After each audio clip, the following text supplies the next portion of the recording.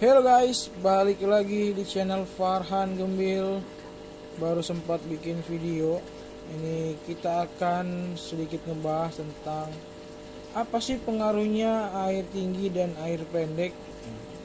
Mudah-mudahan video kali ini bisa ngebantu ngejawab pertanyaan teman-teman yang sering nanya nih, Bang, apa sih ngaruhnya air tinggi sama air pendek? Nah, ini akan coba sedikit kita bahas ya guys. Ya, ini berdasarkan pengalaman yang gue alami sendiri. Ini adalah ikan cencu yang minggu lalu gue posting.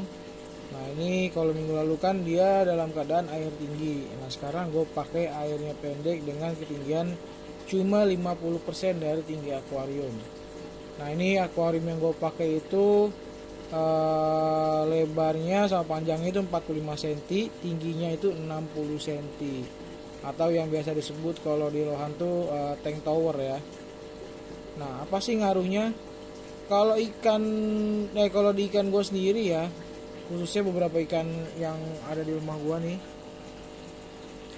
biasanya kalau ini ditaruh tank sini ya dengan ketinggian air yang maksimal, itu kepalanya lebih cepet up.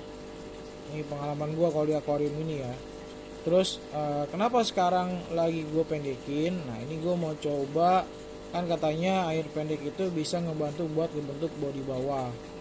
Sebenarnya kalau untuk ikan ini sih overall menurut gue pribadi ini udah enak, kuncian atas bawahnya gue udah dapet. Nah, ini gue lagi sengaja mau tes di air pendek gimana nih perkembangannya atau perubahannya. Nah, kalau selama seminggu ini sih yang pasti kelihatan dari kepalanya ini agak turun ya, beda sama waktu kita main air tinggi. Waktu pakai air tinggi itu kepalanya lebih gede dari ini, tapi memang bodi bawahnya tuh masih jauh banget dapat. Nah, ini setelah kita main di air pendek, kita pakai mesin juga tuh ya, terus kita tambahin juga aerator biar lebih enak. Nah, ini bodi belakangnya mulai makin asik nih, khususnya bodi belakang bawah. Nah, ini dari pengalaman gua ya untuk di ikan yang ini. Nanti kalau menurut gua ini bodinya udah makin enak, baru kita naikin lagi nih airnya, kita tinggiin lagi biar kepalanya cepat up lagi. Nah, jadi apa sih pengaruhnya air tinggi air pendek? Kalau sementara di ikan gue seperti itu teman-teman ya.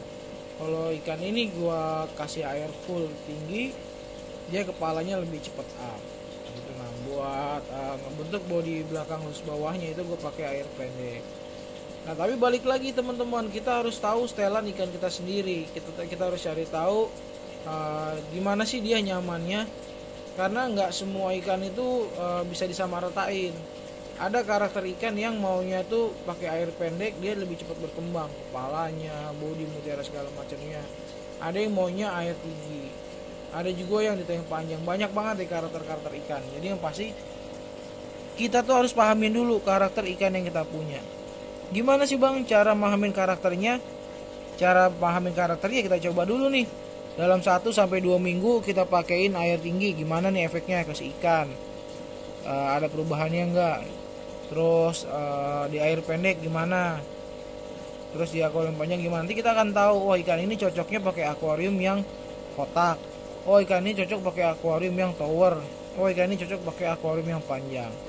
Jadi itu teman-teman, yang paling utama adalah kita pahami dulu apa sih karakter ikan kita, apa sih yang dia mau. Jadi biar selanjutnya tuh kita bisa seimbangin apa yang kita mau dan ikan kita mau.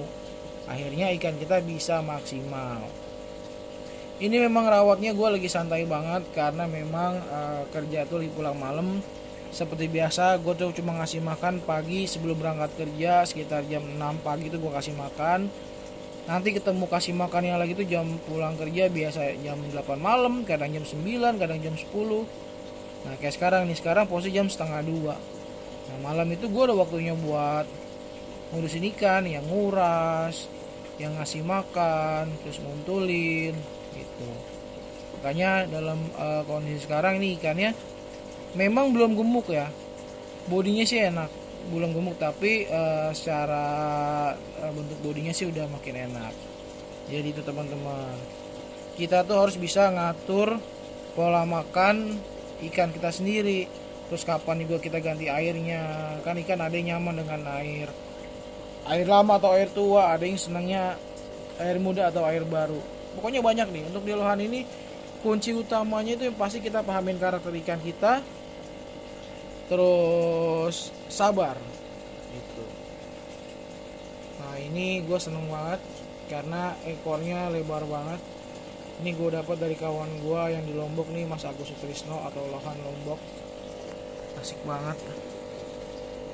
Gue senang banget sama ikan ini buat pengganti padi. Oh iya, buat teman-teman yang nanyain padi, ini kabar yang kurang enak, yang agak sedikit sedih. Padi udah wafat ya teman-teman. Jadi kan memang waktu gue support buat ke Lohan Lamongan buat sebagai indukan.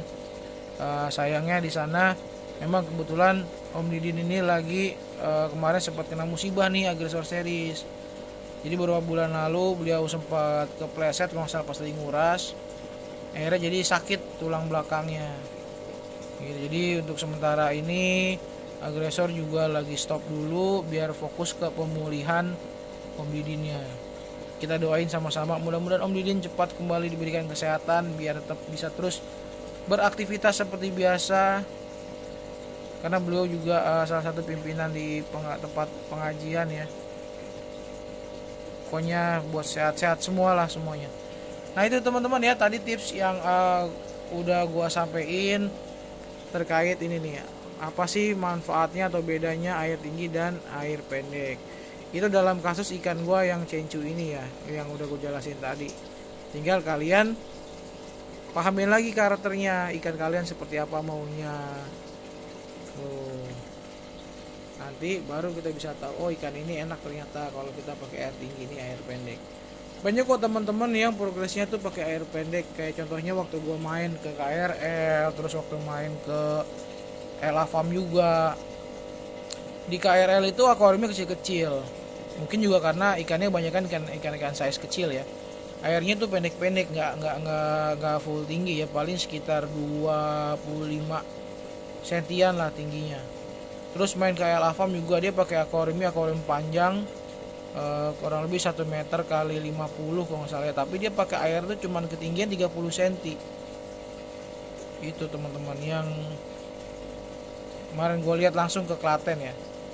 Tapi balik lagi, semua tergantung ke karakter dan kebiasaan ikannya. Makanya kalau misalnya teman-teman belikan lohani, tanya ke seller sebelumnya atau ke owner sebelumnya, ini kebiasaan ikannya gimana, makannya gimana, apa aja yang dia mau. Karena kadang ada beberapa ikan yang dia maunya udang doang, ada yang maunya cabik doang. Nah itu ada yang nggak mau makan pelet. Nah, jadi kita harus tahu dulu kondisi ikan di tempat sebelumnya seperti apa buat memudahkan kita progres di rumah kita.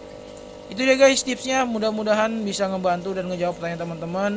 Sekian dulu video kali ini, sampai jumpa di next konten guys. Thanks for watching and see you, bye bye.